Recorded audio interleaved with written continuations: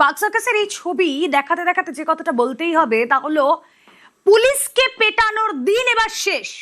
প্রতিবাদের নামে তাণ্ডব, এই তাণ্ডব তা বরদাস্ত নয়।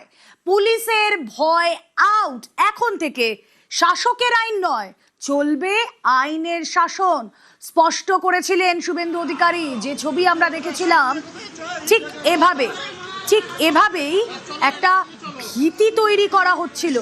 প্রতিবাদের নামে যারা তাণ্ডব চালাচ্ছিল তাদেরকে ছেড়ে কথা বলা হবে না, পুলিশকে ভয় পেতে হবে। আর পুলিশের ভয় আউট। পুলিশের গায়ে যদি একটা হাত পড়ে তাহলে তাকে রেয়াত নয়। পুলিশকে পেটানোর দিন এবার শেষ। কড়া হুঁশিয়ারি মুখ্যমন্ত্রী শুভেন্দু অধিকারী, পুলিশের গায়ে হাত দিলে কোনোভাবেই রেয়াত নয়। পুলিশের সমস্ত বন্ধুদের বলবো, বিএনএস যা বলেছে, আপনাকে ট্রেনিং পিরিয়ডে যা বলেছে, আপনার সুপিরিয়র যা অর্ডার দেবে অন স্পট আপনি চিন্তামুক্ত হয়ে করবেন। কে কোন দল করেন, কে কোন ধর্মের লোক, কে কোন সম্প্রদায়ের লোক, কে কোন প্রভাবশালীর ক্লোজ লোক, তার এগেনস্টে অ্যাকশন নিতে গেলে 5 বার ভাবতে হবে। আপনারা এই চিন্তা মুক্ত করুন। আর পাক সার্কাস সহ যেখানে যেখানে বিগত দিনে এই ধরনের ঘটনা ঘটিয়েছেন, আপনারাও কান খুলে শুনে রাখুন, এটা আপনাদের শেষ ঘটনা। এরপরে আর কোনো এই ধরনের অ্যাকশন আমরা করতে দেব না। যদি করেন, আমার থেকে খারাপ কোনো পুলিশ মন্ত্রী হবে না। পুলিশকে পেটানোর দিন শেষ। এই পুলিশ ভয় পাবে না। দিকে দিকে আমরা এর আগেও দেখেছি পুলিশের আক্রান্ত হওয়ার ঘটনা, কিন্তু এবার কড়া বার্তা নতুন সরকারের। গতকাল পাক সার্কাসের প্রতিবাদের নামে যে তাণ্ডব চলে, ব্যাপক উত্তেজনা তৈরি হয়, সেখানে বেআইনি নির্মাণ ভাঙায় যে বিক্ষোভ পাক সার্কাসে হয়, এই ছবি আর দেখা যাবে না। গতকাল আমরা দেখেছিলাম জমায়েত হঠাতে পুলিশি অনুরোধেও অনড় ছিল বিক্ষোভকারীরা। ইট বৃষ্টি, ধাক্কাধাক্কি, জখম আধা সেনা এবং 3 পুলিশ কর্মী। আধা সেনা এবং পুলিশ পেটানো, ইতিমধ্যেই 40 জনকে গ্রেফতার করা হয়েছে। আর এই দিন এবার শেষ।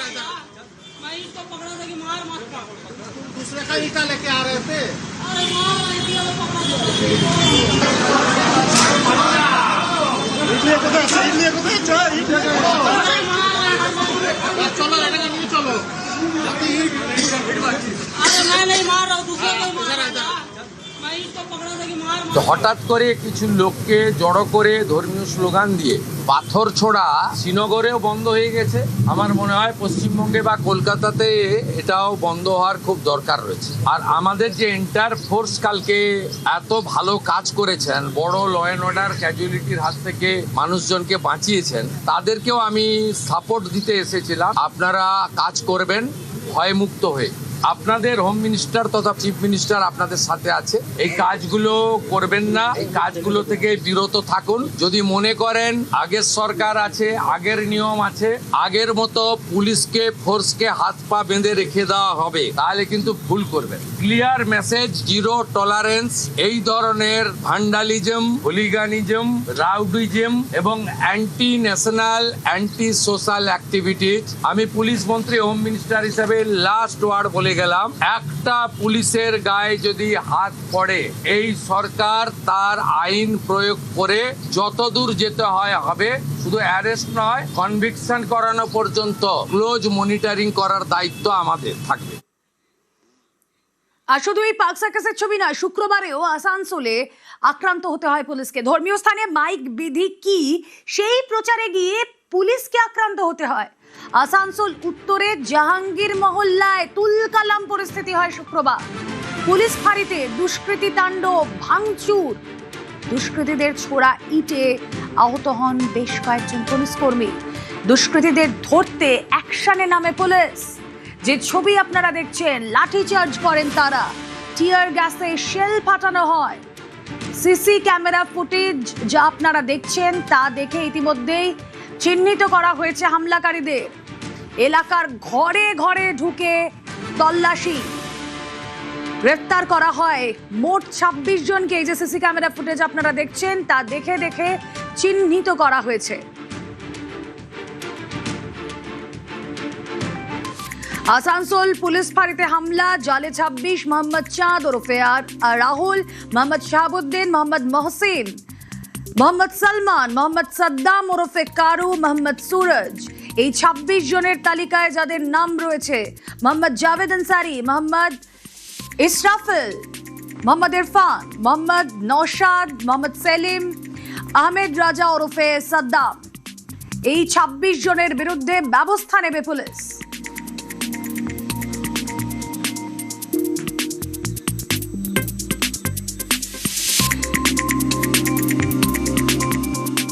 আর আইনের শাসন এবার চলবে, শাসকের আইন নয়, আইনের শাসন মেনে পুলিশ অ্যাকশন নেবে।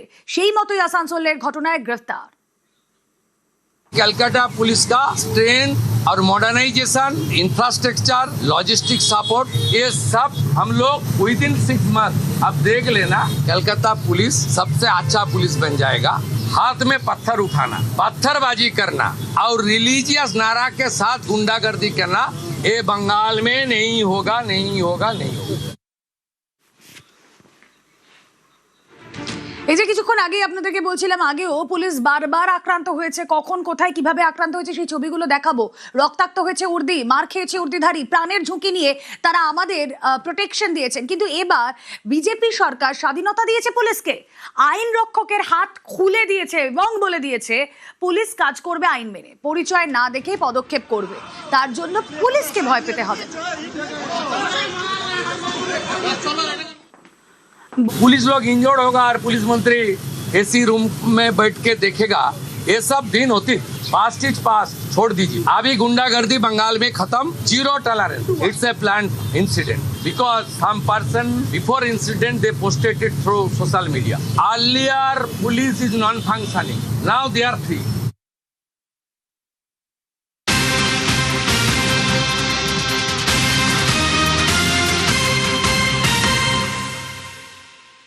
এতদিন ধরে যা যা হয়েছে প্রাতিষ্ঠানিক দুর্নীতি, কাটমানির অভিযোগ, এবার তার তদন্তে কমিটি। অবসরপ্রাপ্ত বিচারপতি বিশ্বজিৎ বসুর নেতৃত্বে এই কমিটি 1 জুন থেকে কাজ করবে তদন্ত কমিটি। সরকারি তহবিল ৯/৬ তদন্ত হবে, বিএনএস এর আওতায় তদন্ত হবে, পুরনো এফআইআর তা কালেক্ট করা হবে।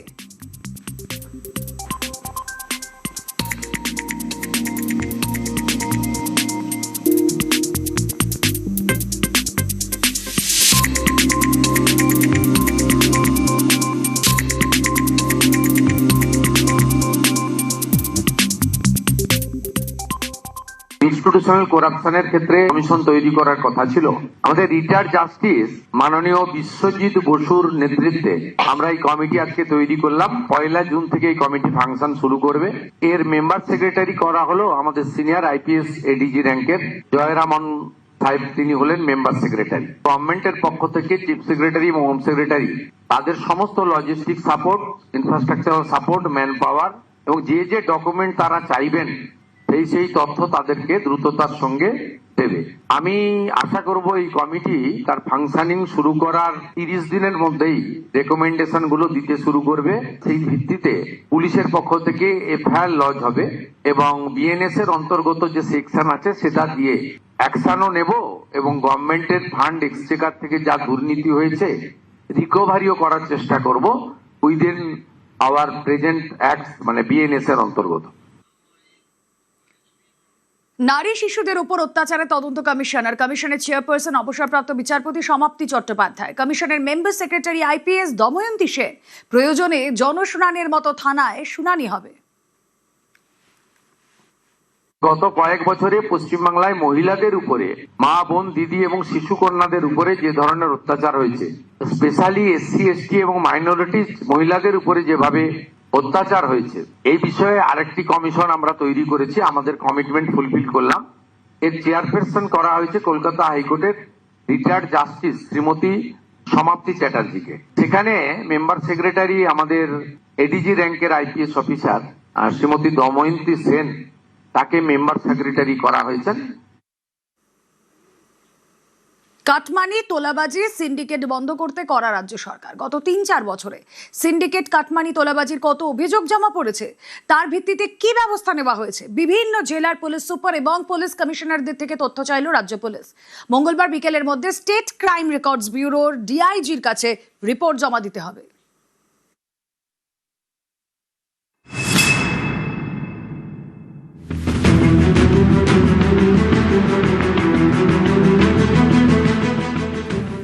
টাউন থেকে নিউ গড়িয়া, কোচবিহার থেকে কাকদ্বীপ, কোথাও তৃণমূলের বিরুদ্ধে কাটমানি নেওয়ার অভিযোগ, কোথাও তোলাবাজি, কোথাও আবার সিন্ডিকেট। পালা বদলের পর এসব আর চলবে না, সাফ বার্তা দিয়েছে রাজ্য সরকার। সেই মতো আসরে নেমে পড়েছে পুলিশ।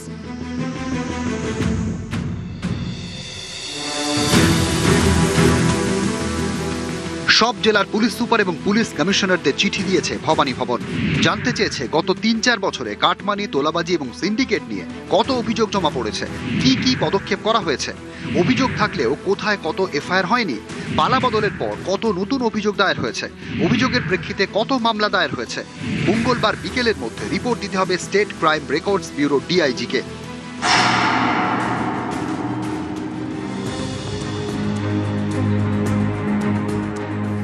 গত কয়েক বছরে তোলাবাজি, কাটমানি, সিন্ডিকেট রাজের ভুরি ভুরি অভিযোগ উঠেছে। অনেকে থানায় অভিযোগ জানিয়েছেন, কিন্তু লাভ হয়নি। অনেকে ভয়ে জানাতেই পারেননি, যেমন দক্ষিণ ২৪ পরগনার কাকদ্বীপের মদনলাল প্রধান। নারায়ণপুর গ্রাম পঞ্চায়েত এলাকার নাদাভাঙার বাসিন্দা। অভিযোগ, আবাসে বাড়ি পাইয়ে দেওয়ার নাম করে তার থেকে ২০,০০০ টাকা নেন তৃণমূলের তৎকালীন পঞ্চায়েত সদস্য কাশীনাথ মাইতি। এর জন্য স্ত্রীর গয়না বন্ধক রাখতে হয় মদনলালকে। এত কিছুর পরেও তিনি ঘর পাননি বলে অভিযোগ। কটা আমাকে বলছে, কটা মদন টাকা দিতে হবে। আমাকে টাকার কথা তো তুমি বলো নি, কটা এক্ষুনি ৫,০০০ টাকা তোমাকে দিতে হবে।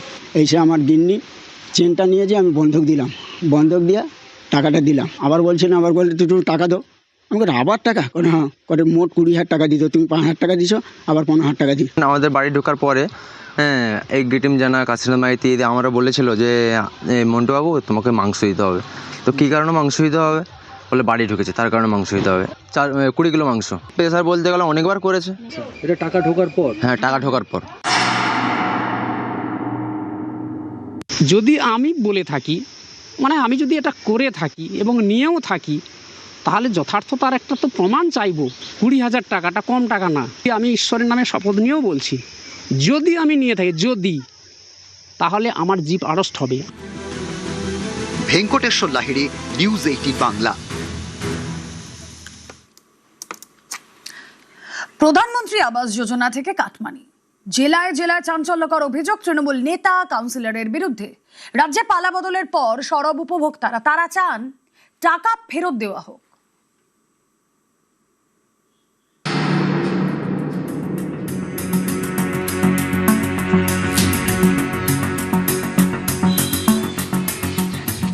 গরিবদের পাকা বাড়ি তৈরির জন্য সরকারি প্রকল্প প্রধানমন্ত্রী আবাস যোজনা।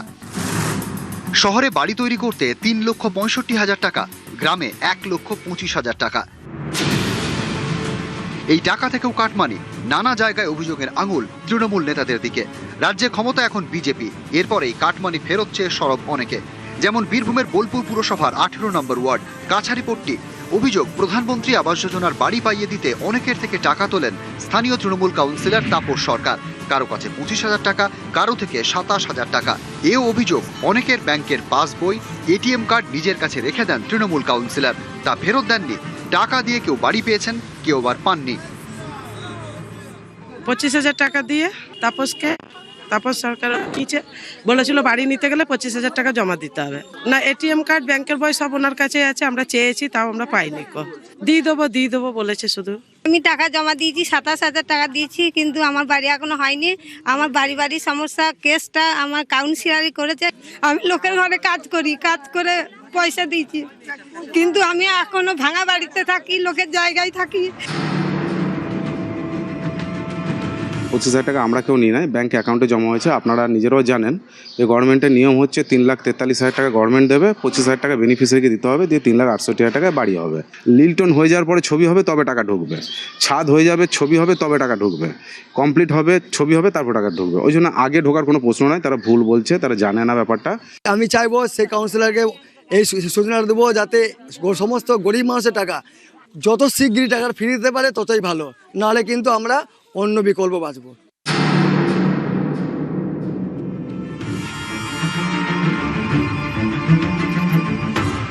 মুর্শিদাবাদের জঙ্গিপুর পুরসভা 10 নম্বর ওয়ার্ড।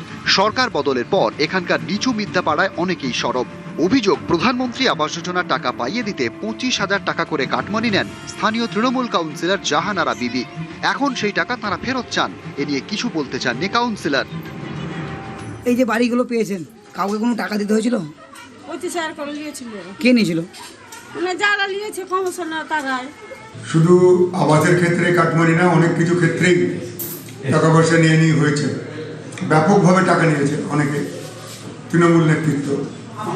আমরা এনকোয়ারি করছি, তারপরে যা ব্যবস্থা নেওয়া হবে। আপাতত আমার পাড়া আমার সমাধানের সমস্ত টাকা পয়সার পেমেন্ট আমরা আটকে দেওয়ার ব্যবস্থা করেছি।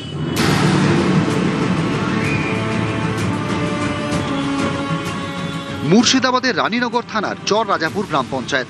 অভিযোগ, বছর দুয়েক আগে এখানেও প্রধানমন্ত্রী আবাস যোজনার বাড়ি পাইয়ে দিতে কাটমানি নেন তৃণমূল নেতা হরিপ্রসন্ন মণ্ডল। কারো থেকে 5,000 টাকা, কারো থেকে 10,000 টাকা, কিন্তু কেউই ঘর পাননি।